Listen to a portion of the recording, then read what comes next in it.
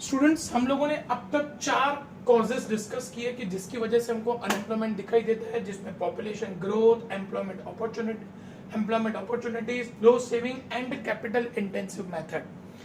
पांचवा जो रीजन है ना स्टूडेंट्स, ये बहुत सरप्राइजिंग है आप लोगों के लिए, लैक ऑफ वोकेशनल एजुकेशन। अब स्टूडेंट्स, आप लोग सोचोगे what is vocational education. Students, कहीं ना कहीं कंट्री के अंदर जो अनएम्प्लॉयमेंट है ना, मेरे हिसाब से मैं उसको एजुकेशन सिस्टम को भी उसके अंदर ब्लेम करूंगा। Because students, our education system is theoretical based. हमारा जो एजुकेशन सिस्टम है ना, उसमें थ्योरी पे ज्यादा फोकस किया जाता है। Students do not have any vocational education, they don't have any practical knowledge of that. उनके पास कोई प्रैक्टिकल नॉलेज नहीं है। इसीलिए स्टूडेंट्स, हमारी कंट्री के अंदर बच्चे अनएम्प्लॉयड ज्यादा रह रहे हैं। बच्चों को ये पता है कि थ्योरिकली उसको कैसे सॉल्व करना है, लेकिन उसको प्रैक्टिकली कैसे सॉल्व करना है ये उनको नहीं पता। जब वो लोग जॉब्स के लिए जाते हैं, जब वो लोग इंटरव्यूज के लिए जाते हैं, जब उनको प्रैक्टिकल क्वेश्चंस पूछे जाते हैं, वो लोग आंसर नहीं कर पाते। क्यों? क्योंकि उन्होंने तो रट के मार्क्स स्कोर किए हैं। रट के मार्क्स स्कोर करना ये आपको रिजल्ट दे सकता है, जॉब नहीं दे सकता। उसके लिए स्टूडेंट्स, आपके पास वोकेशनल एजुकेशन होना चाहिए। आपके पास कुछ ऐसा होना चाहिए कि अगर आपको काम नहीं मिलता, जॉब नहीं मिलती है, तो भी आप अपने आप को सेल्फ एम्प्लॉयड कर सकें। लेकिन हमारे इंडिया में वो एजुकेशन नहीं दिया जाता है।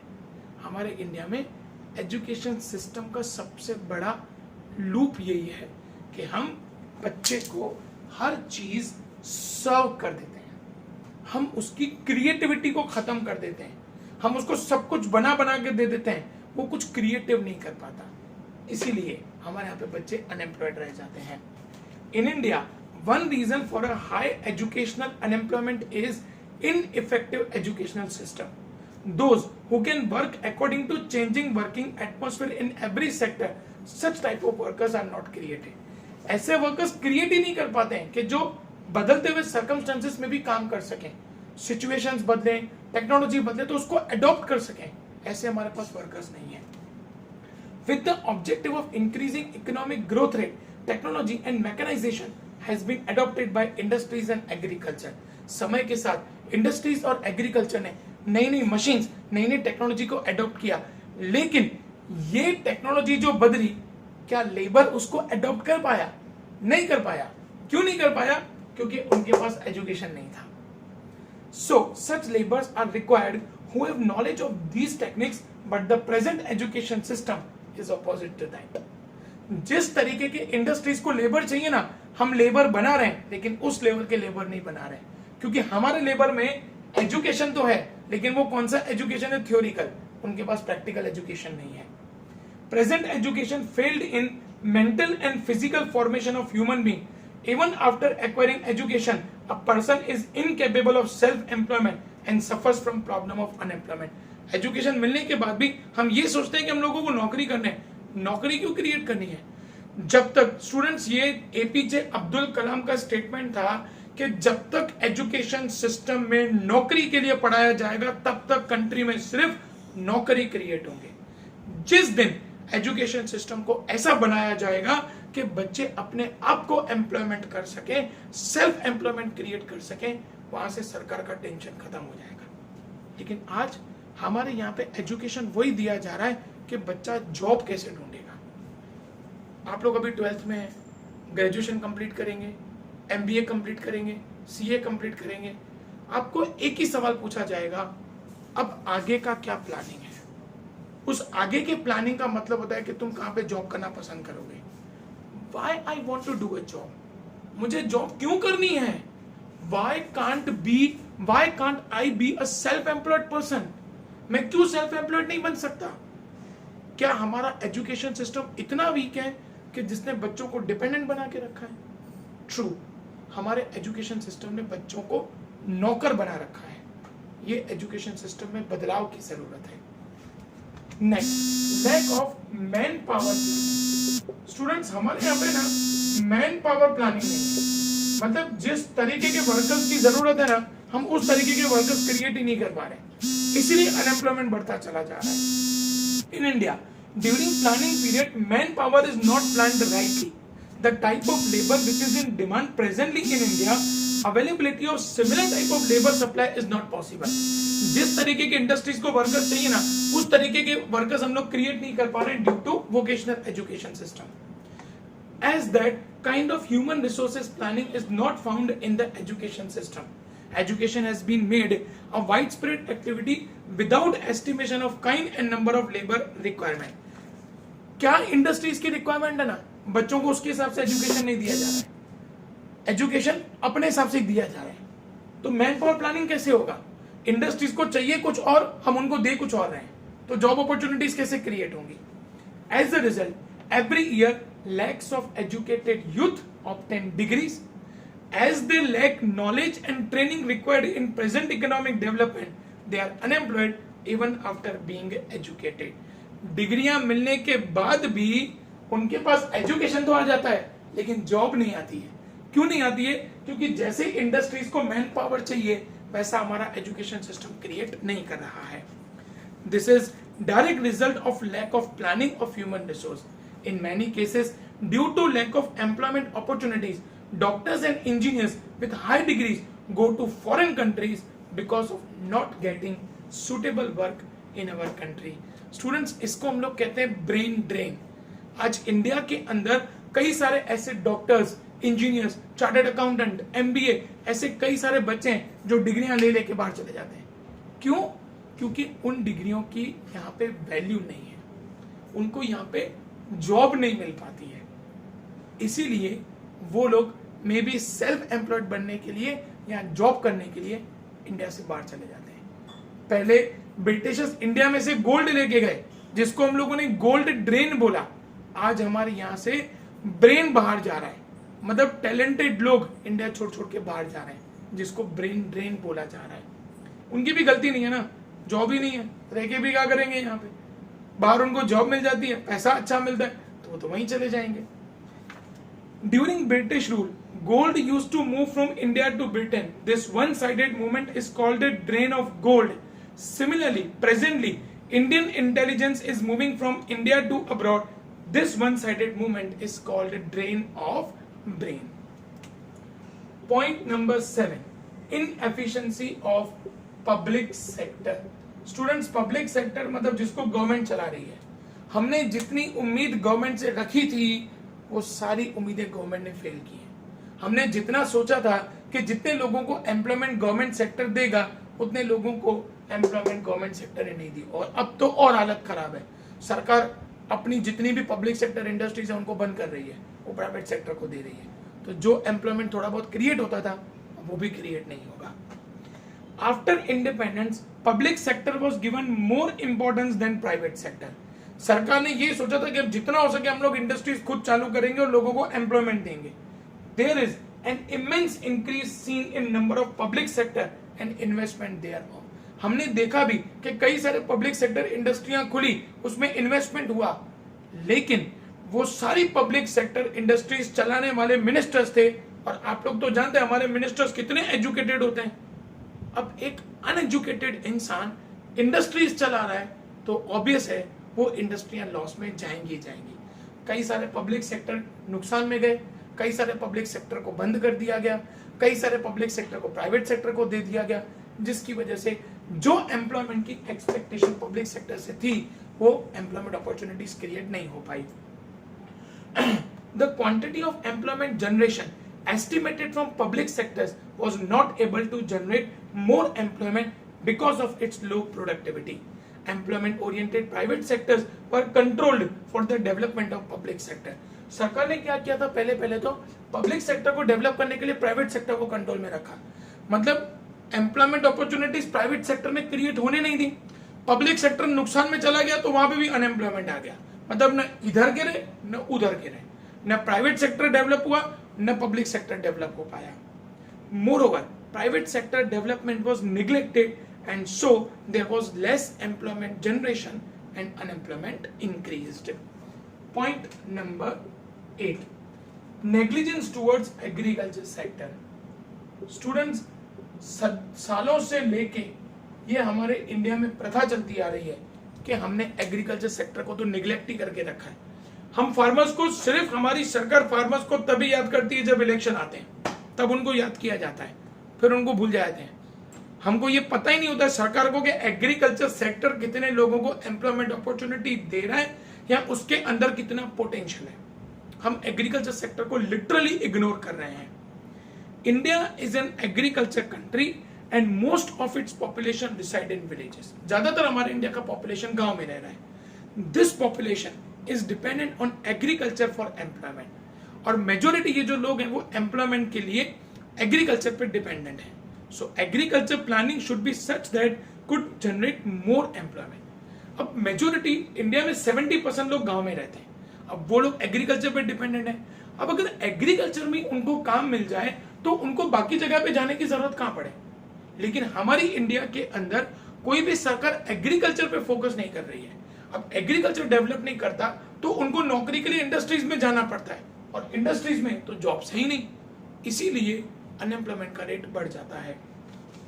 But in India's economic development policy more emphasize is given to other sectors than agriculture. हमारी सरकार एग्रीकल्चर पे ध्यान ही नहीं देती है, बाकी सेक्टर्स पे ध्यान देती है। लेकिन बाकी सेक्टर्स तो मशीन पे काम कर रहे हैं, मशीन पे काम कर रहे हैं, कैपिटल इंटेंसिव, तो जॉब्स कहां से आएंगी। As agriculture was given less importance, it could not develop efficiency, and the planning related to agriculture sector failed to generate more employment. सरकार ने एग्रीकल्चर पे ध्यान ही नहीं दिया तो एग्रीकल्चर एम्प्लॉयमेंट अपॉर्चुनिटी कहां से क्रिएट करेगा। सरकार को ये चाहिए था कि फार्मर्स को डेवलप करने के लिए उनको ट्रेनिंग दी जाए, वहां पे ट्रेनिंग के सेंटर्स गांव में ओपन किए जाएं, इरिगेशन की फैसिलिटीज दी जाएं, ताकि एग्रीकल्चर का प्रोडक्शन इतना अच्छा खासा हो कि उनको एम्प्लॉयमेंट के लिए बाकी सेक्टर्स में जाने की जरूरत ही ना पड़े।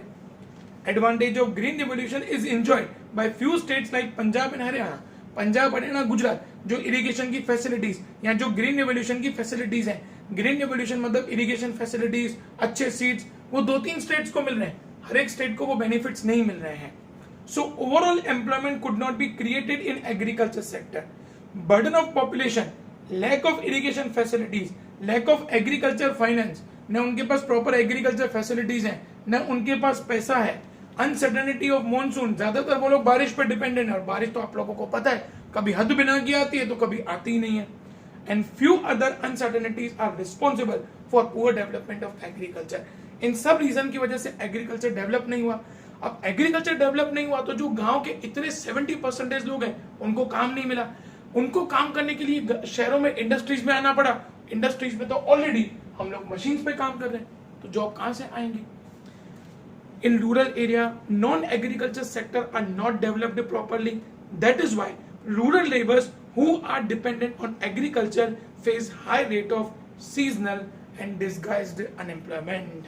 इसलिए हमको हमारे गांव के जो फार्मर्स हैं या तो वो सीजनली अनएम्प्लॉयड दिखते हैं, साल में उनको 5-6 महीने काम मिलता है, 6-7 महीने काम मिलता है, बाकी वो लोग अनएम्प्लॉयड रहते हैं, क्योंकि शहरों में आगे भी क्या करें, यहाँ पे तो जॉब्स है नहीं, यहाँ तो डिस्गाइज्ड अनएम्प्लॉयड दिखते हैं। 8 लोगों की जरूरत है, वहां पे 12-12 लोग काम कर रहे हैं, 4 लोग एक्स्ट्रा काम कर रहे हैं, करना ही पड़ेगा। शहरों में जाएंगे वहां पे तो वैसे भी काम नहीं है, उनको घर वाले जाने नहीं देते, बोले यहीं रहो, यहीं काम करो, क्योंकि हमारे पास एम्प्लॉयमेंट अपॉर्चुनिटीज नहीं है। इसी रीजन की वजह से एग्रीकल्चर के ऊपर बर्डन बढ़ता चला जा रहा है। Point number 9, low mobility of workers. Students, हमारे जो वर्कर्स है ना वो दूसरी जगह पे जाना नहीं चाहते, क्योंकि एक डर होता है कि दूसरी जगह जाएं, वहां पे काम ना मिले तो कहां भटकते फिरेंगे।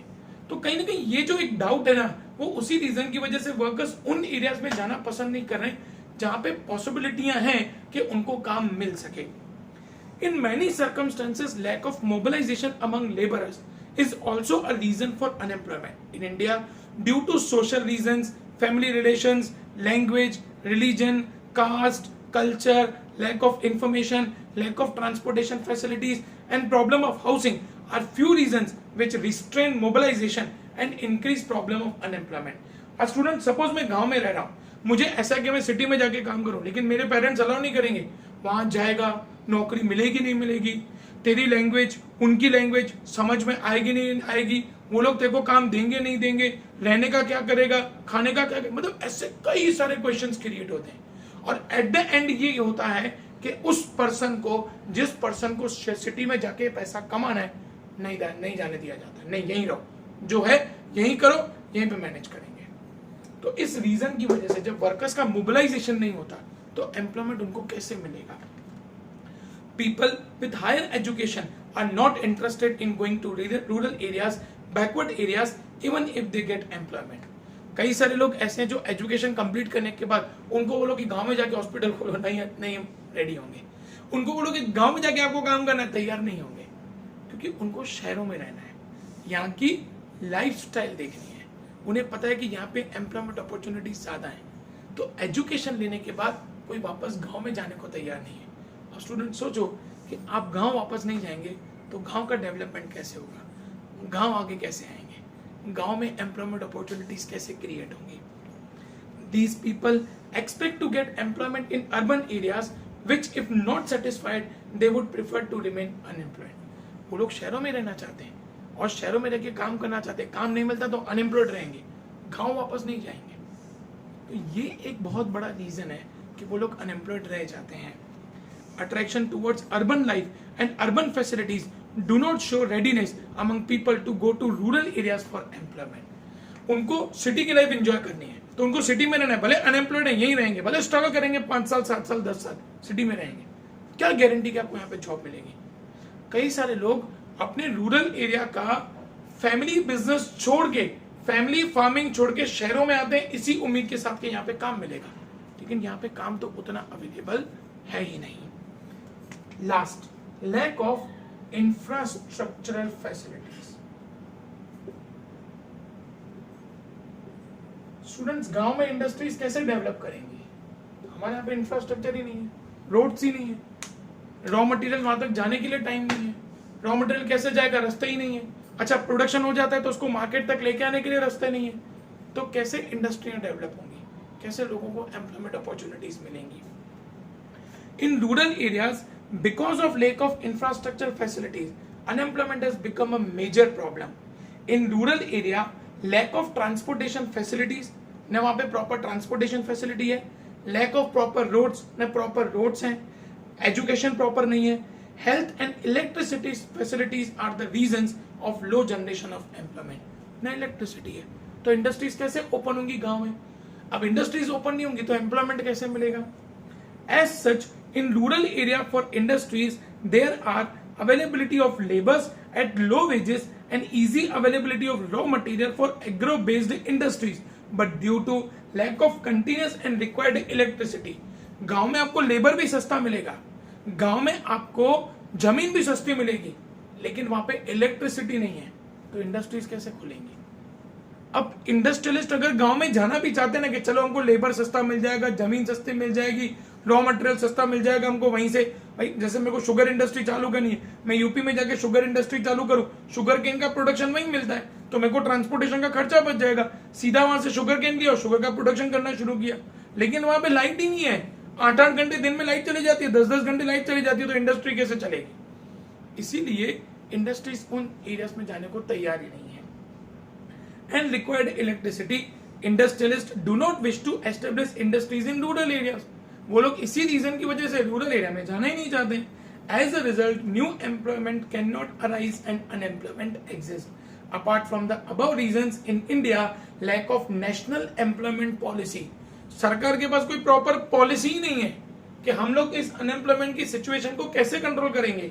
Lack of conducive environment for development of industries and trade, ना इंडस्ट्रीज को आगे बढ़ावा देने के लिए सरकार के पास कोई पॉलिसीज हैं।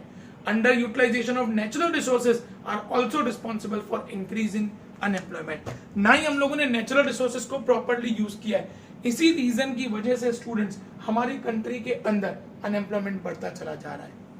अब स्टूडेंट ये वीडियो सुनने के बाद, ये 2 वीडियो सुनने के बाद आप लोग अपने रिव्यूज प्रोवाइड करेंगे। मैं ये देखना चाहता हूं कि अगर हमको कंट्री के अंदर एम्प्लॉयमेंट अपॉर्चुनिटीज क्रिएट करनी है, आपका पॉइंट क्या है, आपके रिव्यूज क्या है कि अगर हमको कंट्री में एम्प्लॉयमेंट अपॉर्चुनिटीज क्रिएट करनी है, हम किस तरीके से एम्प्लॉयमेंट अपॉर्चुनिटीज को क्रिएट कर सकते हैं। ये वीडियो सुनने के बाद आप लोग मुझे अपने रिव्यूज प्रोवाइड करेंगे कि किस तरीके से हम इंडिया के अंदर एम्प्लॉयमेंट अपॉर्चुनिटीज क्रिएट कर सकते हैं।